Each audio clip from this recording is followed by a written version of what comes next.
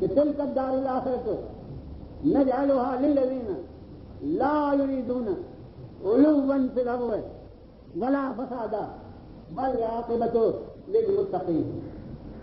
وہ آخرت کی منزل ہم ان کے لیے قرار دیتے ہیں جو زمین خدا میں چھانے کی کوشش نہیں کرتے، دوسروں کے اوپر اونچا ہونے کی کوشش نہیں کرتے اور نہ فساد چاہتے ہیں. اور انجام کار پرہیزگاروں کے لیے ہے، عاقبت پرہیزگاروں کے لیے ہے.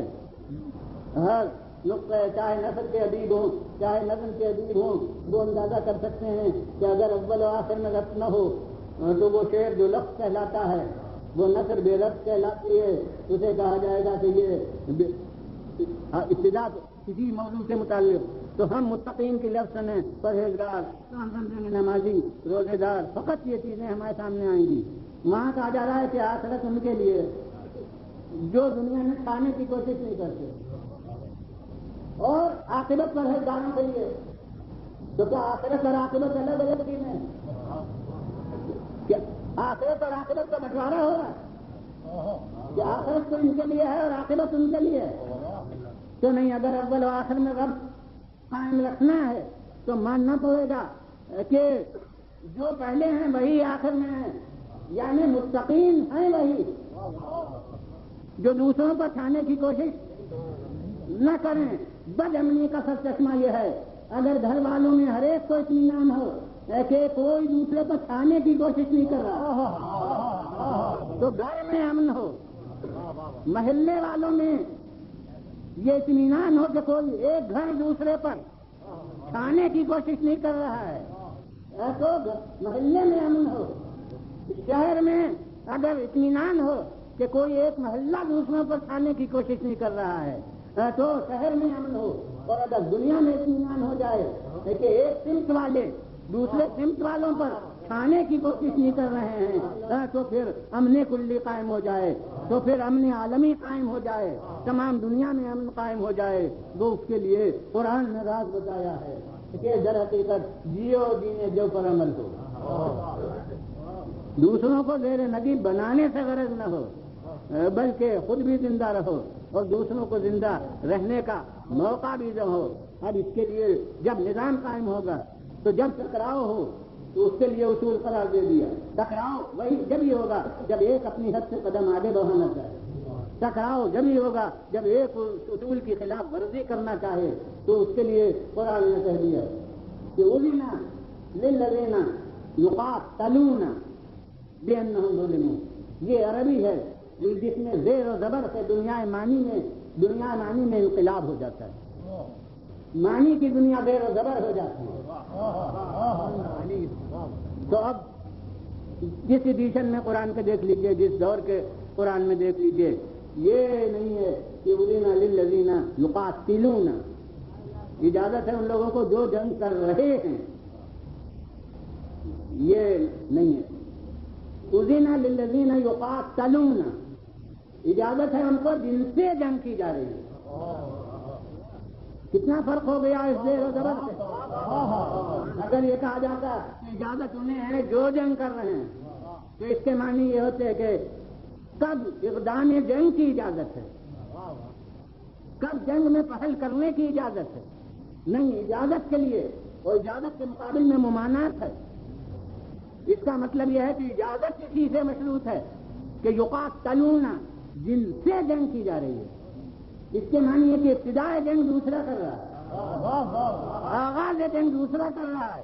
تو یہ بنیادی اصول ہے اسلام کا کہ آغاز جنگ تمہاری طرف سے نہ ہو.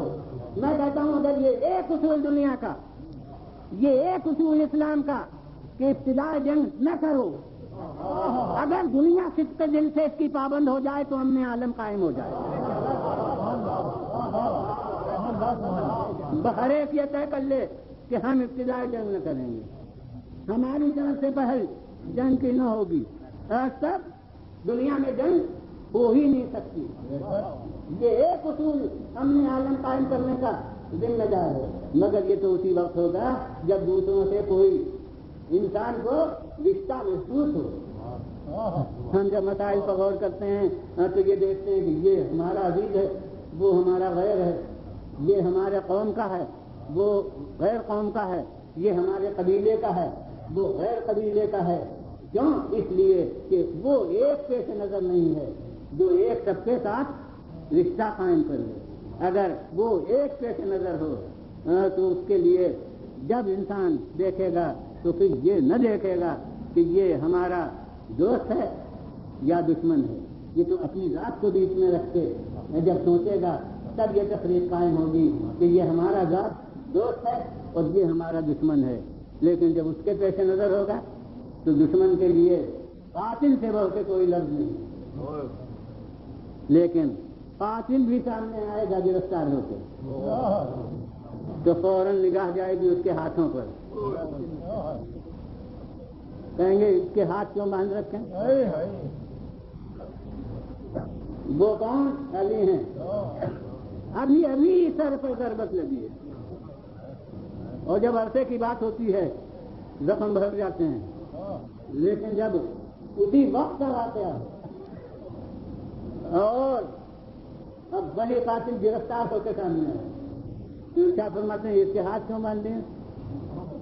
حالانکہ رسیاں نہیں تھیں، جو اسے گرفتار کر کے لائے تھے اپنے رومال سے اس کے ہاتھ باندھ دیے، مگر فرماتے ہیں یہ ہاتھ کیوں بندھے ہیں؟ اب کیا یہ بھاگ جائے گا؟ میں کہتا ہوں کہ یا علی زنجیریں نہیں ہیں، میں کہوں گا کہ رسیاں نہیں ہیں، بس ہاتھ باندھیں، لیکن یہ بھی گوارا نہیں۔